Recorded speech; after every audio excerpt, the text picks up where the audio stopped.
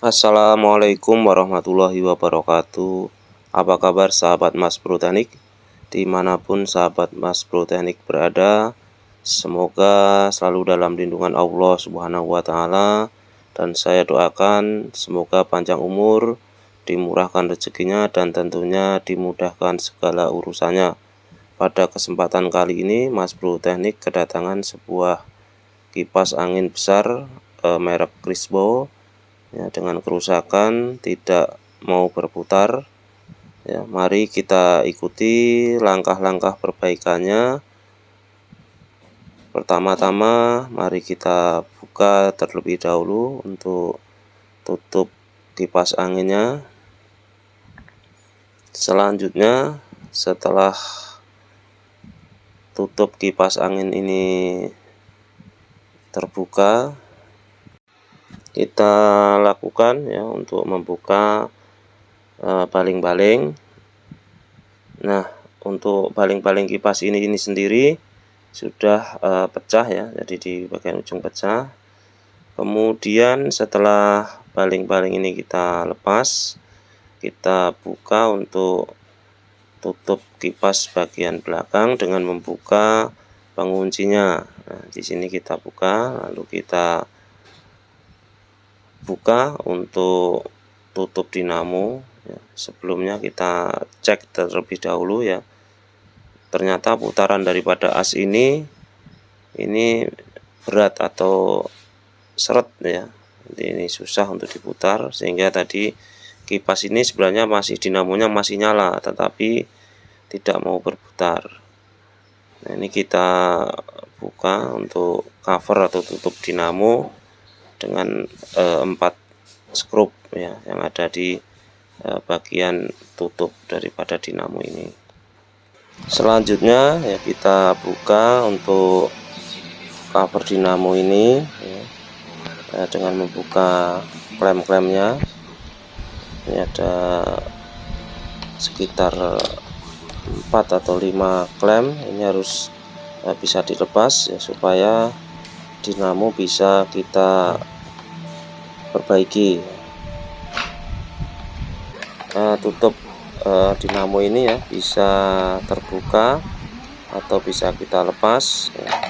Nah, seperti ini ya, setelah terbuka ya dinamonya terlihat ya. Ini kita akan lanjutkan untuk pengecekan di as dinamo ya. Jadi ternyata ini sudah seperti aus ya, ada apa itu kocak ya di bagian as dengan busing ya. Ini salah satu penyebab ya kenapa di saat start tidak mau berputar.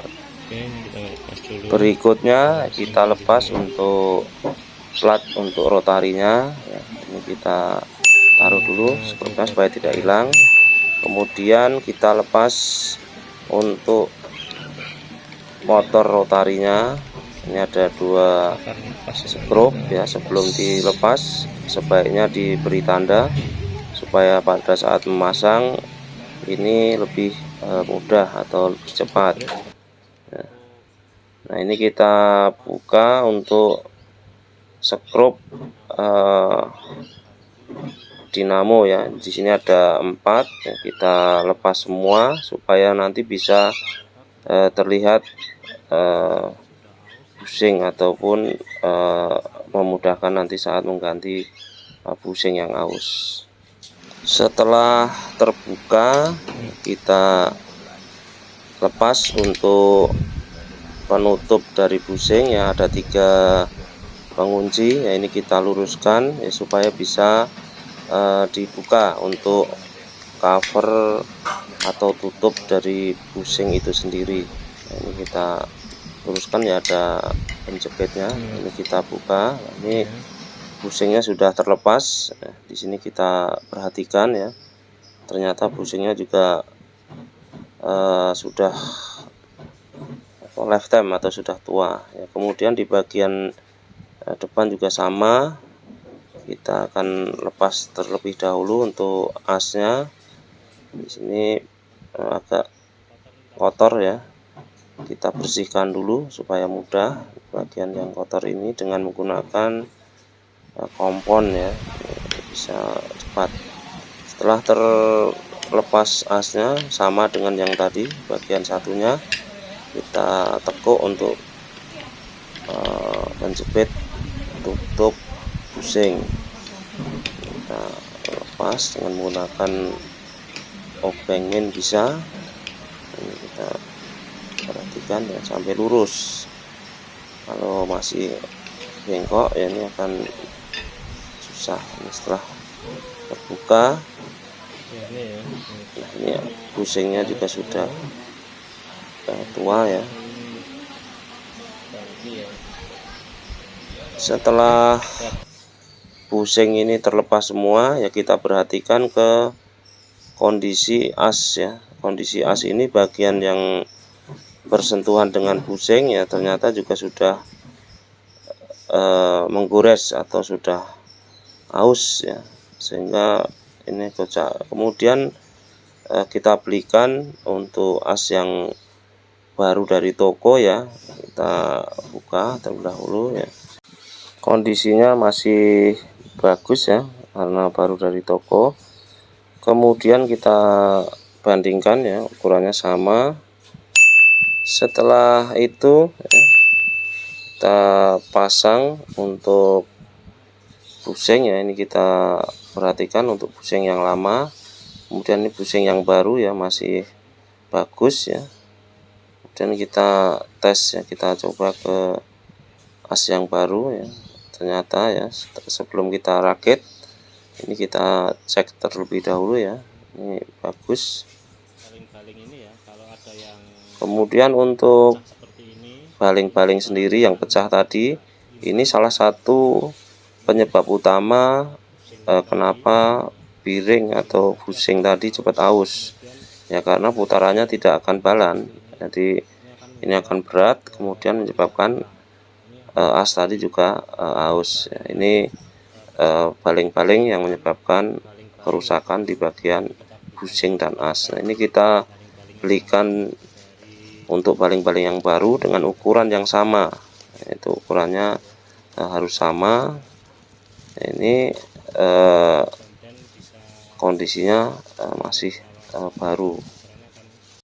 Selanjutnya kita pasang ya busing pada dudukan atau tempatnya ya, dengan memasang tutup, yaitu ada 3 pengikat atau kita tekuk ya sampai maksimal ya. Usahakan tidak boleh ada celah ya, sehingga kalau ada celah nanti juga akan kendor dan menyebabkan keausan pada busing dan as. Nah, ini kita tekuk sampai maksimal ya, jangan sampai ada gap atau ada celah di bagian tutup busing tersebut. Ini kita maksimalkan. Berikutnya kita pasang busing ke bagian penutup satunya ya.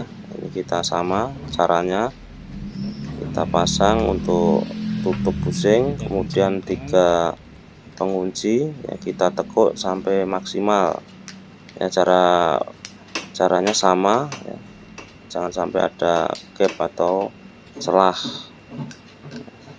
Nah, setelah pemasangan busing ini selesai, kita akan lanjutkan untuk pemasangan as. Nah, di sini ya perlu kehati-hatian ya, supaya spool dinamo ya ini tidak ada yang ketarik ya atau putus ya. Kalau di sini kurang hati-hati ya, justru akan menyebabkan kerusakan di bagian spool dinamo ya. Pemasangannya perlu kehati-hatian, ketelitian ya. Kemudian kita pasangkan atau kita gabungkan untuk penutup spool dinamo ya, antara yang bagian depan ataupun bagian yang belakang ya, dengan cara lurus ya. Ini setelah lurus ya, untuk lubang skrup ya ini harus lurus ya. Kemudian kita cek ya, alhamdulillah ya, dengan diputar dengan tangan ya ini ringan atau normal. Setelah terpasang atau digabung ya untuk cover dinamo tadi, kita pasang 4 skrup ya, kita kencangkan dengan cara menyilang ya, supaya kondisinya bisa seimbang untuk skrup tersebut. Nah, setelah ini terpasang dengan kencang, berikutnya kita akan lakukan untuk pengetesan dinamo. Untuk rotari ya, yang tadi kita lepas, kita pasang kembali untuk memastikan ya, 2 skrup yaitu harus kencang ya, karena ini akan membantu untuk putaran rotarinya, untuk baling-baling bisa nengok kanan ataupun ke kiri. Kita atur ya supaya kencang. Alhamdulillah ya, dinamo bisa berputar kembali ya. Jadi sebelum kita rakit, kita pastikan cek terlebih dahulu ya, kemudian kita pasang kembali untuk cover-covernya. Ini semua baut atau skrup harus terpasang semua.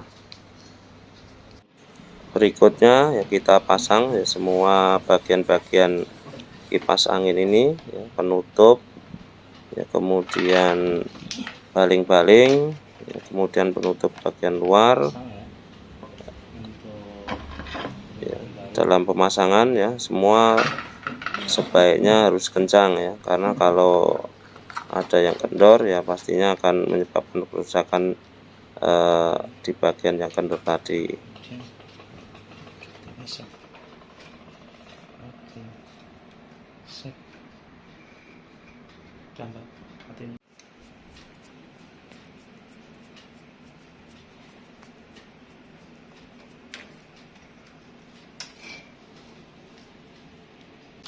Terakhir ya, kita coba nyalakan, mudah-mudahan bisa normal kembali. Kita tes.